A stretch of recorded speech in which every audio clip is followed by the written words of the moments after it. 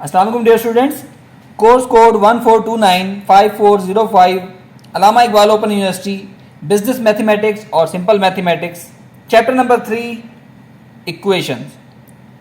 अच्छा dear students, कल मैंने ये बिजनेस मैथमेटिक्स जो 1429 है इसको स्टार्ट किया था, जो कि बेसिकली इंग्लिश लैंग्वेज के अंदर पूरा कोर्स है। तो उस पर स्टूडेंट्स ने मुझसे डिमांड की है कि सर आप हमें उर्दू में समझाएं, तो इसलिए मैं ये जो मेथड ऑफ टीचिंग है वो अडॉप्ट करूँगा उर्दू में, लेकिन ये सारा सोल्यूशन जो है वो आपको ज़ाहिर बात है मैथमेटिकल जो इसके अंदर चीज़ें लिखी जाएंगी सारी वो इंग्लिश में ही लिखी जाएंगी। ये सिर्फ आप लोगों की आसानी के लिए, क्योंकि स्टूडेंट ने कहा कि सर आप हमें उर्दू में समझाएं, हमें उर्दू में ज़्यादा समझ आता है, तो उसके लिए मैंने आज फिर उर्दू वाला मेथड जो है वो इस्तेमाल करना शुरू किया है।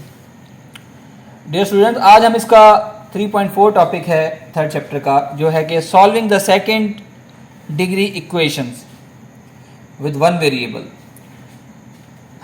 इस चैप्टर के अंदर अब हम जो डिस्कस करने जा रहे हैं वो हैं क्वाड्रेटिक इक्वेशंस। क्वाड्रेटिक इक्वेशंस हैं।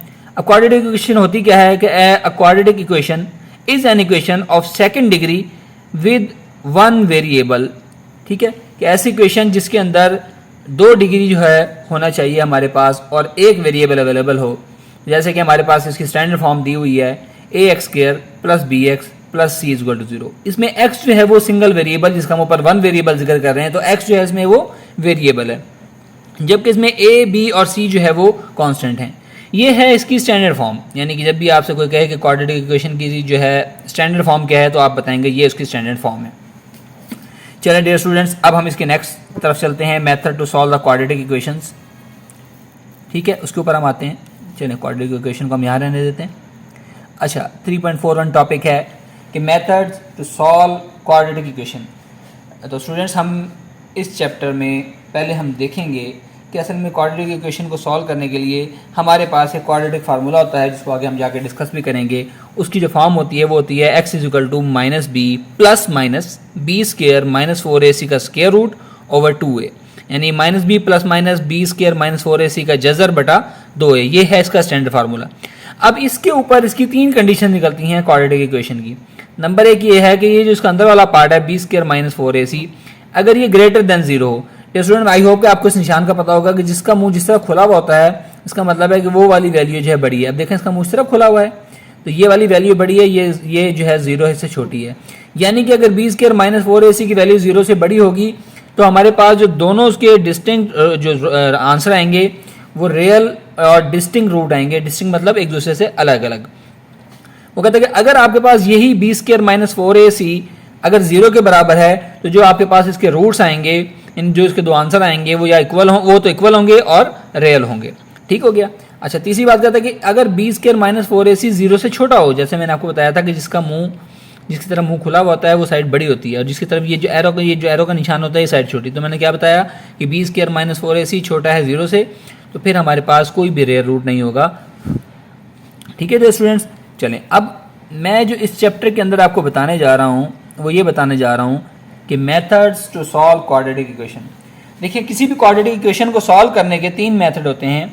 नंबर 1 होता है क्वाड्रेटिक फार्मूला, नंबर 2 होता है फैक्टराइजेशन मेथड, और नंबर 3 होता है कंप्लीटिंग द स्क्वायर। यानी क्वाड्रेटिक फार्मूला जो कि मैंने अभी जिक्र किया था, x equal to minus B plus minus B square minus 4ac का स्क्वायर रूट ओवर 2a, वो होता है क्वाड्रेटिक फार्मूला। ठीक है, आपकी आसानी के लिए मैं दोबारा एक दफ़ा यहाँ लिख देता हूँ। वो है x equal to minus B plus minus B square minus 4ac square root over 2a। एक नेक्स्ट मेथड होता है फैक्टराइजेशन, जिसमें हम क्या करते हैं कि उसके दरमियान वाली जो इक्वेशन होती है उसको फैक्टराइज करके फैक्टर में, यानी कि उसके फैक्टर बना लेते हैं, उसको तोड़कर उसके पार्ट्स बनाकर उसको सॉल्व करते हैं। और एक होता है कंप्लीटिंग स्क्वायर। तो ये तीनों मेथड जो हैं वो हम इंशाल्लाह इन डिटेल डिस्कस करेंगे इस। डियर स्टूडेंट्स, अब हम एग्जाम्पल नंबर 4 पर आते हैं कि solve the equation by using quadratic formula. और इक्वेशन उसने क्या दी है, x square plus 2x minus 3 is equal to 0। देखिए डियर स्टूडेंट्स, पहले मैं आपको बता दूं, हम इस इक्वेशन को यहाँ पर ऐसे लिख सकते हैं, x square plus 2x minus 3 is equal to 0। मैंने आपको बताया था क्वाड्रेटिक इक्वेशन की स्टैंडर्ड फॉर्म क्या होती है, ax square plus bx plus c is equal to 0।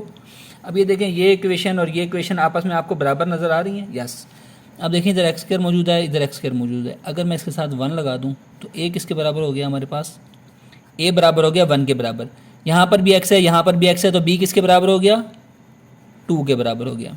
यहाँ पर प्लस सी है, यहाँ पर माइनस 3 है, तो सी किसके बराबर हो गया, -3। तो डियर स्टूडेंट्स आपने यहाँ प्लस माइनस का लाजमी ख्याल रखना है, नहीं तो आपका आंसर जो है वो गलत हो सकता है। ठीक है, अब मैंने क्या किया, हमारे पास क्वाड्रेटिक इक्वेशन का फार्मूला मैंने यहाँ भी आपको बताया था, x बराबर है -b plus minus B square minus 4ac इसका स्क्वेयर रूट और बटा क्या है 2a।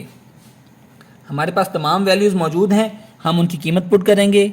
ये बन गया -2, b की जगह पर 2 आ गया। ठीक है, यहाँ क्या आ जाएगा 2 का स्क्वायर -4 इंटू a क्या है 1 और c क्या है -3 और इसका स्क्वायर रूट बटा 2 इंटू a क्या है आपके पास 1। ठीक हो गया। तो डियर स्टूडेंट ये हमारे पास क्या बन गई इक्वेशन, -2 प्लस माइनस 2 का स्क्वायर कितना होता है 4 प्लस माइनस, आपको पता है प्लस माइनस माइनस होता है और माइनस माइनस से जब मल्टीप्लाई होता है तो प्लस हो जाता है। तो माइनस माइनस प्लस और 4 3 12।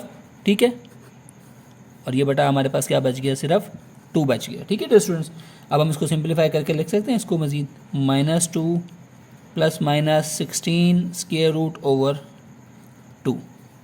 ठीक है डियर स्टूडेंट्स, अब हम इसको फर्दर सिंप्लीफाई करेंगे आगे जाकर, क्योंकि हमने यहाँ पर इसका सोल्यूशन सेट निकालना है। तो x इज इक्वल टू, यहाँ देखें हम इसको लिख सकते हैं -2 प्लस माइनस, अब आपको पता है 16 का स्क्वायर रूट अगर हमें निकालना हो तो हम इसको लिख सकते हैं 4 की पावर 2 इंटू 2 से 2 कैंसिल, ये बच गया 4, तो ये आ गया 4 over 2।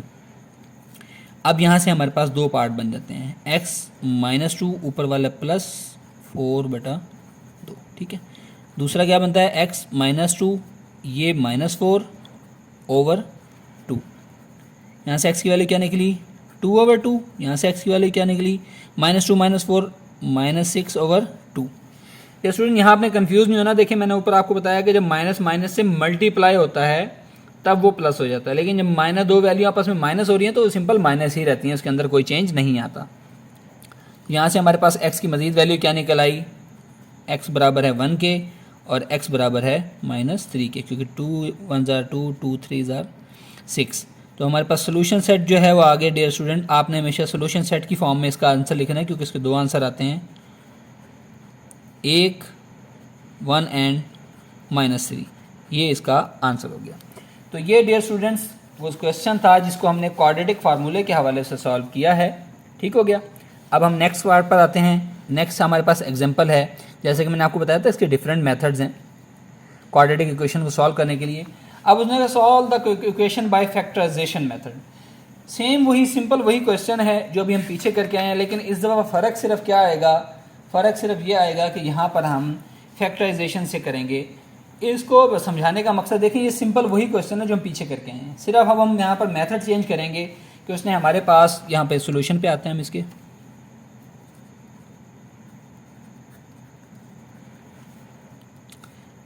X square plus 2x -3 is equal to 0। अब देखें ये जो पार्ट होता है ना, ये पार्ट असल में हमने इसको हल करना है। देखें सबसे पहले आप लिख लें एक्स स्क्वायर। अब देखें आपने ये जो 2x है इसके इस तरह के आपने 2 पेयर बनाने हैं कि उनको ज़रब दें तो -3x स्क्वायर आए और जमा करें तो 2x आए। देखें अगर मैं 2x को लिखूं 3x माइनस एक्स, देखें मैं इनको अगर माइनस कर रहा हूँ 3x को और x को माइनस कर रहा हूँ तो 2x आ रहा है x, और अगर मैं 3x को x से मल्टीप्लाई कर रहा हूँ तो मेरे पास क्या आ रहा है 3x स्क्वायर आ रहा है। यस, यही चीज़ हम चाहते थे कि 2x के हमने इस तरह के फैक्टर बनाने हैं कि जब उनको ज़रब दें तो 3x स्क्वायर आए और जब हम उनको माइनस करें तो हमारे पास 2x उसका आंसर आए। तो हमने इसके क्या पेयर बना लिए 2x के, एक तो 3x माइनस एक्स, तो हम यहाँ लिख सकते हैं यानी 2x की जगह पर 3x minus X minus 3 is equal to 0। अब इस पेयर को आपने अलग कर लेना है, इस पेयर को आपने अलग कर लेना है। ये 2 पेयर बन गए जिनको लेके हमने सॉल्व करना है। इन दोनों में से देखें x कॉमन आ रहा है। यस, जब एक स्क्वायर में से एक x गया तो एक x बचा और ये यहाँ से x बाहर गया तो यहाँ 3 बचा।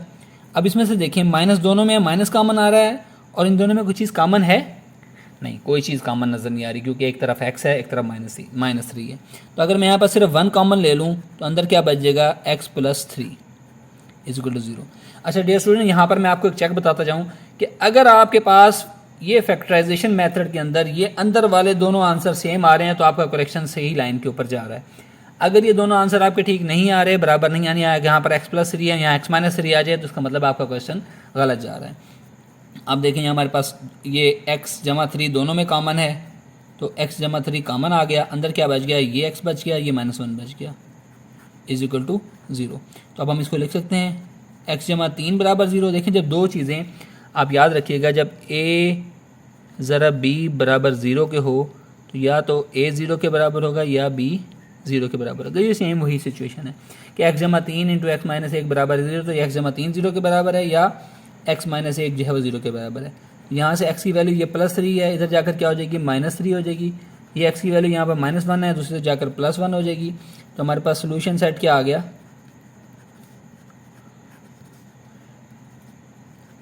1 × -3, ये इसका आंसर है।